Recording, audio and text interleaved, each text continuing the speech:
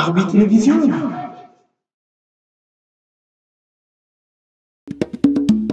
La régularisation des actes pris par le président de la République n'entre pas dans les attributions du Congrès. C'est l'article 119 de la Constitution, cité par notre invité, qui ajoute « C'est un prisme déformant. Convoquer un congrès, quant à ce, est une démarche spécieuse qui tend à asséner un coup à l'institution président de la République. » Monsieur Jean-Marc Aboun, bonjour. Bonjour. Vous êtes le premier vice-président de l'Assemblée nationale. Est-ce que c'est ainsi que vous répondez aux propos tenus hier sur cette antenne au président du Sénat? Christian, je suis d'abord désolé que cette discussion qui était à l'interne, qui n'avait pas encore trouvé un dénouement heureux, puisse être aujourd'hui sur la place publique. Parce que je me suis résolu de répondre, parce que j'use de ma liberté des pensées d'opinion quant à une question aussi cruciale de la vie de notre pays. Je reconnais bien avoir écrit ça dans mon tweet et j'assume. J'assume pourquoi. C'est un prisme déformant parce que j'ai entendu beaucoup de choses qui ne sont pas vraies dans le propos du président du Sénat. En conclusion, quand j'ai fait la synthèse de l'émission que vous avez à tenir avec lui, il veut faire croire à l'opinion que le chef de l'État a violé la Constitution en son article 119 et que pour cela, il faille que le Sénat puisse se réunir afin de corriger ou de régulariser ce qu'il pense être une violation de la Constitution. C'est une hérésie sur le plan de droit constitutionnel parce que notre Constitution ouvre plusieurs brèches quant à ça. Elle offre deux possibilités au chef de l'État. La première, c'est celle qui est consignée à l'article 119. Et l'article 119 est peut-être considéré comme l'article fondateur. C'est cet article qui fonde même l'existence du Congrès. Parce qu'il détermine toutes les matières pour lesquelles l'Assemblée nationale et le Sénat réunis en Congrès doivent débattre. Dont l'autorisation à donner au président de proclamer l'état d'urgence. J'y arrive. Notamment l'autorisation au chef de l'État de proclamer l'état d'urgence. Ça, c'est un fait. D'autre part, il y a l'article 185 que je n'ai pas trouvé normal 85. Du début jusqu'à la fin de l'émission avec l'honorable président du Sénat n'a pas évoqué. Et pourtant, c'est ce qui fonde l'ordonnance du chef de l'État.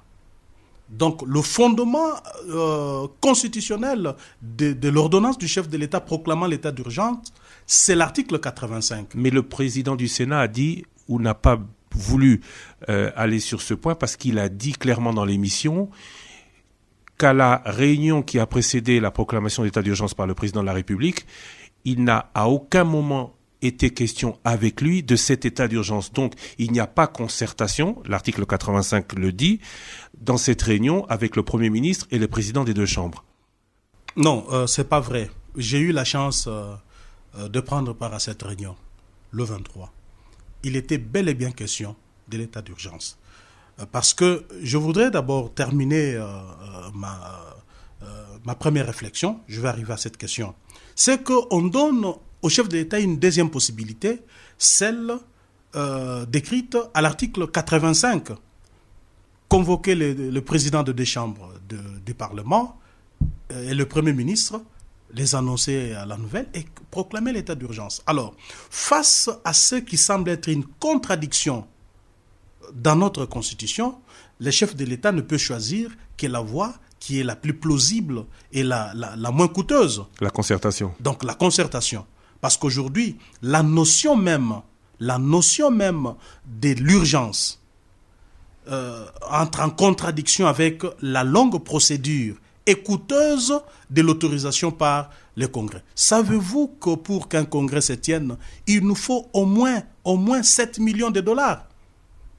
7 millions de dollars pour réunir l'Assemblée nationale et le Sénat? Justement, pas moins de 7 millions de dollars. Pendant cette période de pandémie, où le pays a besoin d'argent pour faire face à cette pandémie, on va dépenser 7 millions de dollars dans une réunion d'un jour Non, c'est impensable.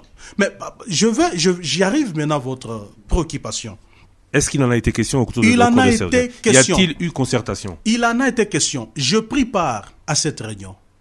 Je pris part à cette réunion parce qu'il était question que nous tous soyons là, les deux bureaux, mais arrivé là, le directeur de cabinet a fait savoir que non, cette réunion s'est passée dans le format prescrit à l'article 85. Heureusement pour moi, j'étais déjà dans la salle. On ne pouvait pas me faire sortir. C'est comme ça que le collègue Sami Badi Banga et les autres membres des bureaux n'ont pas eu accès à cette réunion. Moi, j'étais déjà dans la salle. Je pris part à la réunion du début jusqu'à la fin. Et vous avez entendu le sujet état d'urgence? Il a été question. Parce que si on veut faire croire à l'opinion qu'on était allé discuter sur les mesures, mais les mesures ont été déjà prises. Les mesures étaient déjà prises. Voilà de quoi nous avons parlé cette fois-là. C'est justement de l'état d'urgence. Comment est-ce que ces mesures, liberticides bien entendu, pouvaient être encadrées par une ordonnance. Parce que notre constitution ne permet pas au chef de l'État de prendre des mesures liberticides restreignant les libertés de mouvement des Congolais. Nulle part dans la constitution. La seule issue, c'était donc l'état d'urgence. La solution pour couvrir ces décisions qui ont été prises à l'époque, c'était la proclamation de l'état d'urgence, parce qu'il n'y a notre constitution donne le pouvoir au chef de l'État de restreindre les libertés individuelles et collectives des Congolais qu'à travers l'état d'urgence ou l'état de siège. Donc, c'est de cela qu'il a été question. Tout le monde était d'accord sur cette proclamation d'état d'urgence, sur la décision que le président devait prendre de proclamer cet état d'urgence. Mais bien sûr, c'est comme ça que le chef de l'État demandera aux deux présidents d'aller réunir leur bureau, parce que ne pouvant pas convoquer des plénières pour annoncer la nouvelle, mais néanmoins, les deux bureaux pouvaient être réunis dans une réunion mixte pour leur annoncer la nouvelle. Et je vais vous dire, ça c'est le 23. Le 23. Le 20. Avant, je vous dis, ça c'est le 22. Et le 23, les deux bureaux ont été convoqués dans une réunion mixte où la nouvelle a été annoncée aux collègues qui n'avaient pas pris part à la réunion. Moi, ayant participé à la réunion, j'étais un peu curieux d'entendre que la question de la proclamation de l'état d'urgence n'était pas abordée tout de suite dans la réunion. Donc le président du Sénat, Alexis Tambwe Mwamba, sur Top Congo FM ce samedi, n'a pas dit la vérité. C'est pour cela que je dis dans mon tweet, je parlais d'un prisme déformant. Donc, j'ai parlé du prisme déformant parce que chacun veut présenter la chose selon ce qu'il pense être politiquement. Mais ce n'est pas correct. Alexis Tambwe Mwamba ne dit pas qu'il faut corriger. Il dit même qu'il ne veut pas de juridisme. Mais à terme, le Congrès sera de toute manière convoqué pour prolonger cet état d'urgence. Est-ce que le Congrès peut prolonger un état d'urgence qu'il ne connaît pas officiellement? Non. Il faut pas créer de l'amalgame. Il faut pas créer de l'amalgame. Alexis Tambwe Mwamba parle d'état d'urgence de fait. L'action doit être posée a priori ou a posteriori. À ma connaissance, l'article 19 doit être exécuté a priori, pas a posteriori. 119. 119, bien sûr. Aujourd'hui... Donc, l'Assemblée nationale et le Sénat doivent de toute manière, selon vous, se réunir pour prendre acte de cet état d'urgence. Non. Écoutez, Christian, ce qui est aujourd'hui faisable, ce n'est pas convoquer un congrès pour prendre acte, régulariser, ça sera une violation flagrante de notre Constitution. Et plus précisément de l'article 119 sur lequel il s'appuie. Parce que l'article 119 ne parle nullement d'une prise d'acte, d'une régularisation. Il parle d'une proclamation. Non, il parle de l'autorisation de proclamation. Mais nous sommes à quelle étape? L'état d'urgence a été déjà proclamé. Donc, tournons cette page. Il faut éviter de créer des juridismes qui ne nous avantagent à rien. Le président du Sénat dit aussi qu'il évite. Mais la question, c'est aujourd'hui, on va se retrouver à un moment où une fois que l'état d'urgence a été proclamé pour un mois, il va falloir le reconduire. Et ça, justement, seul le Congrès peut le faire. C'est ça le débat. Et je ne suis pas d'avis que c'est le Congrès. Je vais démontrer ça ici. C'est ça le débat. À moins si... la Constitution le dit. Si nos amis... C'est le Congrès qui nous allons y arriver. À la demande du chef de l'État. Si nous devons aujourd'hui discuter, je crois que nous devons discuter sur ça, sur la prorogation ou pas de l'état d'urgence déjà proclamé par le chef de l'État. Pas une histoire de convoquer le Congrès pour régulariser. Et moi, je suis très peiné. Hier, j'étais très peiné donc d'entendre le doyen Tambou Mwamba, que je respecte beaucoup, ne pas avoir des égards vis-à-vis du chef de l'État. Tenir des propos subtils, mais très durs vis-à-vis du chef de l'État, quand il dit que le chef de l'État n'a pas respecté la Constitution. Un débat qui était à l'interne, que nous étions en train de discuter, qui n'avait pas encore connu un dénouement, mais tout de suite, c'est lancer le chef de l'État en pâture pour dire qu'il a violé la Constitution, c'est politiquement incorrect. Dans la mesure où le chef de l'État n'a jamais violé la Constitution, sur toute la ligne, il est démontré, les doctrinaires en droit constitutionnel l'ont démontré, son propre directeur de cabinet. Dans la réunion mixte que nous avons tenue Assemblée nationale, Sénat, lui a dit, je le prends à témoin, je prends tous les autres membres des deux bureaux à témoin, il lui a dit que dans la doctrine, c'est l'article 85 qui doit s'appliquer. Qui prime donc sur le 119. Qui prime sur le 119. Pourquoi?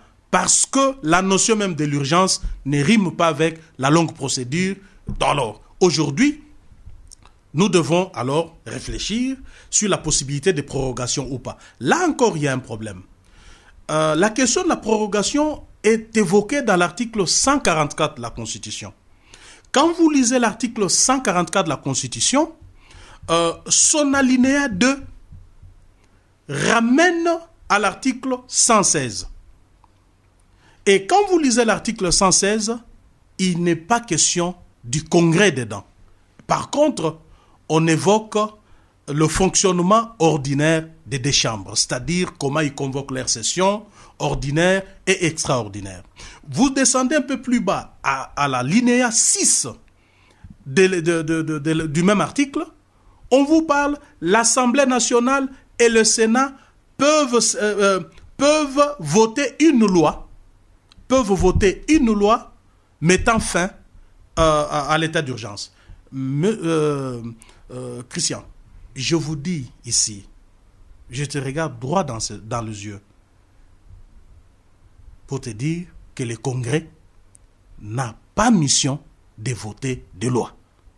Nulle part où il est donné, parce que le Congrès trouve son fondement dans l'article 119, vous avez l'article là-bas, dites-moi là où il est dit que le Congrès peut se réunir pour voter une loi.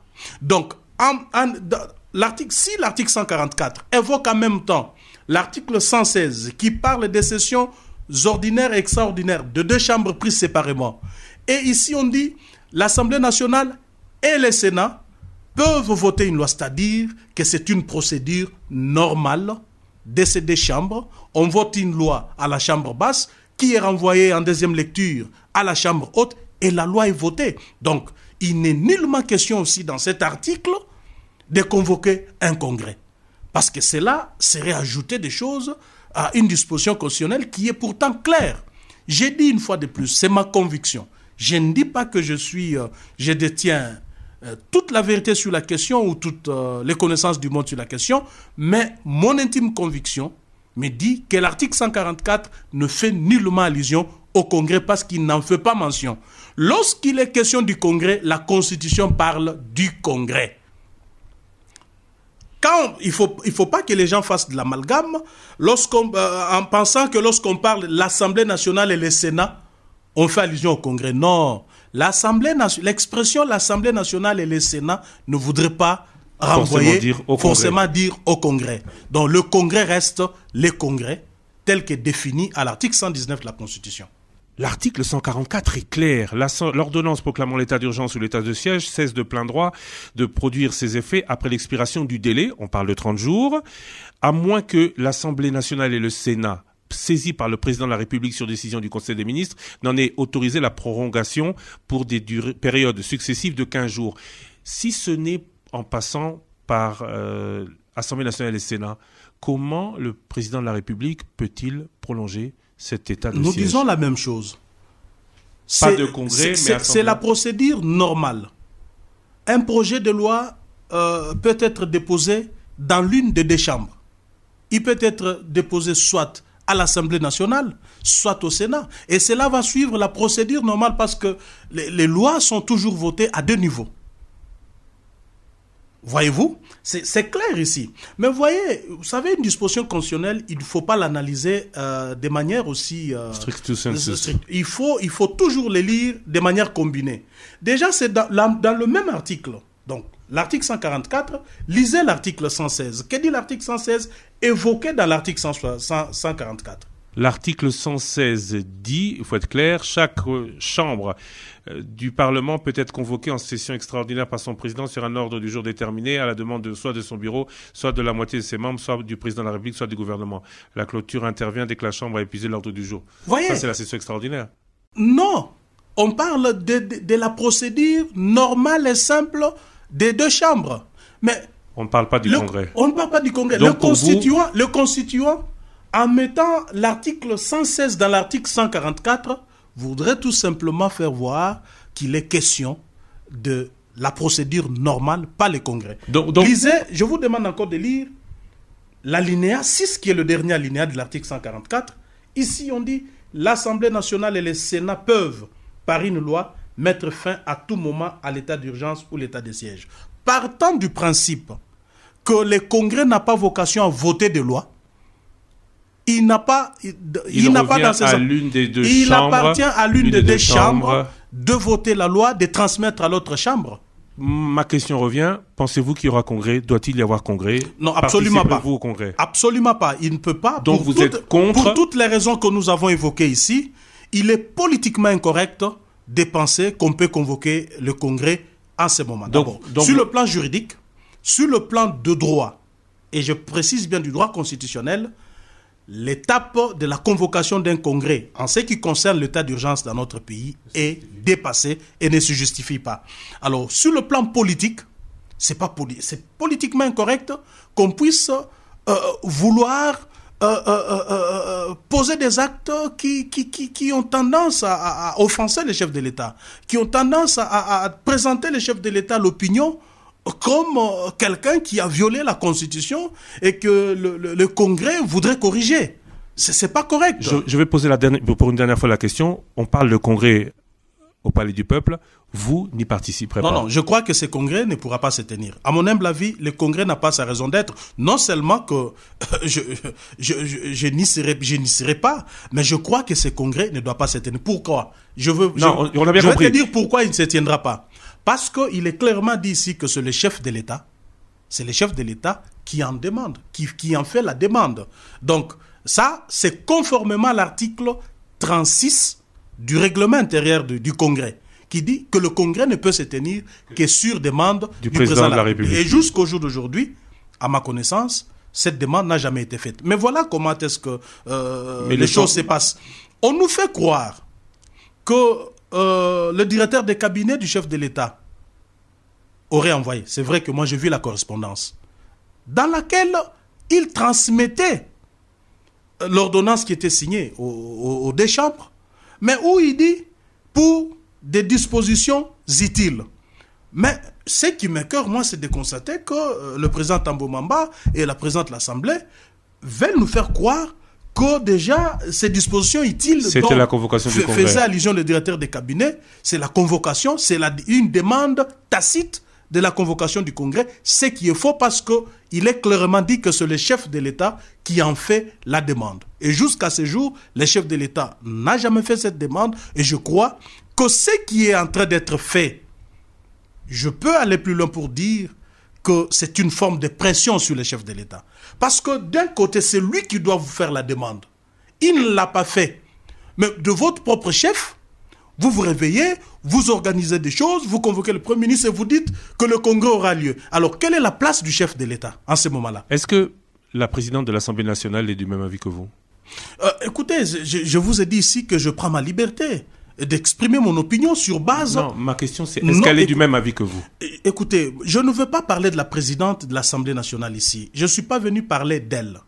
Je vous dis tout simplement que c'est ça ma position.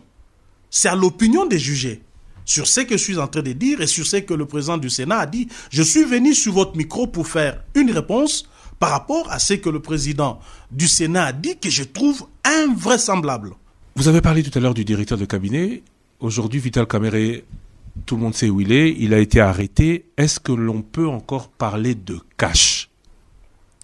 D'abord, j'évite personnellement de faire un commentaire quant à ce qui lui est arrivé. Pourquoi? Non, je me réserve de tout commentaire parce que Vital Kamerhe, c'est un allié.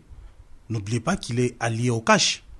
Pour toute personne qui réfléchit, lorsque quelque chose, un malheur, arrive à un allié, il est absurde et même ridicule qu'on puisse faire des commentaires dans un sens ou dans un autre, d'autant plus que l'affaire est en justice et qu'au jour d'aujourd'hui, nous devons nous réserver de faire quelques commentaires que ce soit. Ce silence vous soutient ou neutralité? Écoutez, nous sommes neutres parce que Vital Kamerhe, c'est notre allié. La justice qu'il entend, c'est notre justice. Et vous comprenez? Donc, nous ne pouvons pas prendre parti ni pour l'une ou l'autre partie. C'est pour ça que vous avez suspendu le porte-parole de votre parti. Justement, c'est pour ça que je l'ai suspendu, parce que il n'a pas obéi, il n'a pas respecté la consigne donnée. Lui vous accuse de ne pas vouloir parler de cette affaire parce que vous pourriez aussi être interpellé devant la justice. Bon, j'évite d'entrer dans ces débats de bas niveau. C'est vraiment, à mon niveau, je ne peux pas discuter des choses pareilles. Entre-temps... Donc moi, je prie cette décision en tant que président AI de l'UDPS et de les sanctionner sur base des faits qui lui sont reprochés. Et j'ai évoqué les dispositions statutaires. Chez nous, à l'UDPS, le non-respect de la hiérarchie, c'est un manquement grave. Le non-respect des consignes données, c'est un manquement qui encourt à des sanctions. En fait, c'est ce que j'ai fait. Pour ce qu'il pense, cette déclaration ne m'engage pas. Il peut raconter tout ce qu'il veut. Je ne suis pas venu pour me justifier. Je ne peux pas me justifier. La question, c'était juste, est-ce que vous ne voulez pas, par soutien ou par juste neutralité... Non, Vital Kamerhe est le nôtre. C'est un allié. La justice qui le poursuit est aussi la nôtre. C'est pour cette raison que nous n'avons pas voulu prendre position. Aujourd'hui, Paul Tshilumbu est suspendu. Il dit qu'il ne reconnaît pas cette suspension parce qu'il ne vous reconnaît plus la qualité de président de l'UDPS. Le secrétaire général que vous avez été désigné par le président n'a pas cette qualité. Pendant combien de temps va durer cette crise institutionnelle à l'UDPS? Vous savez, des intérimaires et des... Christian, je veux vous dire que je suis très mal à l'aise de parler de mon parti sur les médias.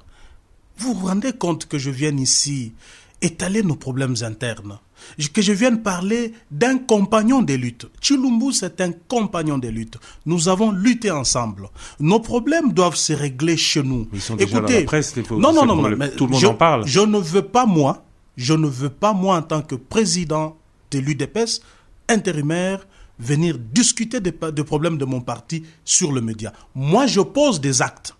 Je posais un acte qui se justifie, je m'arrête là. Mais alors, si lui me dénie la qualité, mais c'est son droit. Écoutez, n'oubliez pas que l'UDPS, c'est un parti qui des grandes libertés. Les gens s'expriment comme ils veulent à l'UDPS. Les gens expriment leurs opinions, ils expriment leurs pensées, et c'est ça même notre force. Notre force réside dans cette liberté. Plus les gens s'expriment, plus les gens se sentent trop libres, ils ne trouvent pas mieux qu'à l'UDPS, parce que c'est là où ils ont le droit de parler, de s'exprimer comme ils veulent. Mais justement, ces cadres se plaignent d'un manque de liberté. L'état de droit, c'est l'UDPS. On ne respecte pas les textes qui auraient dû désigner ou organiser un congrès dans les 3 mois. Je vous dis ici que des nouveaux présidents, je ne suis pas venu. Élus. Je ne suis pas. C'est pas par manque d'arguments. Je veux vous dire ici que ces débats-là, c'est un débat qui ne pouvait pas être en réalité si on était de bonne foi. Parce que tout le monde sait, quand vous prenez l'article 26, parce que c'est là qu'il est question, de bout en bout, nulle part où il est mentionné que l'élection du président de l'UDPS à la magistrature suprême constitue un motif d'empêchement définitif. Oui, mais le président de la République ne peut pas être président actif d'un parti. Christian, il y a incompatibilité. Mais laissez-moi, j'allais rencontrer ta question, ça même que vous l'ayez posée. Laissez-moi parler. Ça, c'est la Constitution qui l'a dit. Est-ce que les partis politiques sont gérés par la Constitution? La Constitution, c'est la loi suprême. Non, je ne suis pas appelé à te poser. N'a pas le droit d'être président d'un parti. Ce parti doit en prendre acte, et une fois que le président de la République est en incapacité, se doter par le Congrès, parce que l'UDPS, dans ce sens, a été un des modèles. Depuis 1960, rares sont les partis qui, comme l'UDPS, ont élu leur président au cours d'un congrès. Il y avait plusieurs candidats. Pourquoi aujourd'hui hésiter à tenir ce nouveau congrès? Christian, notre parti est géré par ses propres textes qui ont été jugés conformes à la Constitution. Lorsqu'on jugeait conformes nos textes à la Constitution, est-ce que les constituants, ceux qui ont approuvé nos statuts, pouvaient nous dire que non, vous avez omis un détail important ici, parce que si votre président devenait président de la République, vous devez mettre ça. Ils ne l'ont pas fait. Donc, dès lors que nos statuts ont été jugés conformes à la Constitution, nous nous y conformons. Aujourd'hui, donc, pourquoi êtes-vous président intérimaire si Félix Tshisekedi, selon vos statuts, est toujours le président? Écoutez, il y a deux facettes de voir les choses. Il faut voir les choses dans l'angle constitutionnel et dans l'angle statutaire à l'UDPS. La Constitution interdit au président Félix Tshisekedi d'être en même temps président de la République et président de l'UDPS, n'est-ce pas? Mais nos statuts ne l'interdisent pas. Pour nos statuts, c'est clair. Et c'est pour ça même que nous sommes allés au Congrès, faisant de lui, l'élissant comme président de l'UDPS, l'investissant comme candidat président de la République, et nous avons battu campagne pour qu'il soit élu. Donc, chez nous à l'UDPS, nous ne trouvons pas ça incompatible. Mais parce que c'est la Constitution qui prime sur nos statuts, voilà le fondement du mandat spécial. Voilà là où Félix Tshisekedi, notre chef de l'État, a tiré. Laissez-moi terminer. Non, j'ai bien compris que... Pourquoi? Parce qu'il voulait se protéger vis-à-vis de quoi? Vis-à-vis de la Constitution. Ce mandat spécial prouve à suffisance que Félix Tshisekedi, au jour d'aujourd'hui, ne gère plus l'UDPS. N'est-ce pas? Mais au regard de nos textes, n'est-ce pas, au regard de nos textes, Kabound fait l'intérim du président Tshisekedi qui a un mandat spécial qui va durer tout le temps mandat de Félix Tshisekedi. Oui. Félix Tshisekedi a un mandat de 5 ans à l'UDPS. Le président intérimaire de l'UDPS est-il à l'aise à la tête d'un parti que tout le monde a jugé comme le plus démocratique de la République démocratique du Congo, sans être élu pendant plus de 3 mois? Écoutez. Les règles sont faites par les hommes. Les règles sont faites par les hommes. Voyez-vous? Et le juridisme dans toute organisation humaine trouve son fondement dans la volonté politique des animateurs d'une structure. Écoutez, c'est ça en fait le vrai problème. Moi, au jour d'aujourd'hui, je n'ai pas dit que j'étais le président élu de l'UDPS. Mais c'est un concours de circonstances. Parce que il s'est avéré que le président de l'UDPS, de l'UDPS est élu président chef de l'État, il ne peut pas. Ce n'est pas nos statuts. Non, j'ai bien compris. Dans nos statuts, quand vous lisez l'article 26, ils sont de mauvaise foi. Ils ne vous disent pas la vérité. Dans nos statuts, il n'est pas dit que lorsque le président de l'UDPS est élu, il tombe sous le coup de l'empêchement définitif. Parce que toutes les motifs, s'il vous plaît, Christian, tous les motifs sont énumérés là. Donc, décès, démission, interdiction d'exercer, n'est-ce pas? Ou expiration des mandats. Mais une interdiction une élection à la présidence de la République amène à une interdiction d'exercer. Non, ça, c'est pas nos textes à nous qui l'interdisent. Nos textes à nous ne l'interdisent pas. Et puis, l'interdiction d'exercer est déclarée par une instance disciplinaire du parti qui, à travers une sanction, interdit au président de l'UDPS de ne plus exercer comme tel. C'est ça, en fait, l'essence de l'interdiction. Monsieur Jean-Marc Kamboul, merci d'avoir été avec nous. Deux petites dernières questions. Peter Kazadi, Jacques Machabani, Victor Wakwenda et les autres, Paul Chimboulou et ceux qui sont en opposition à vous, les liens sont rompus avec eux?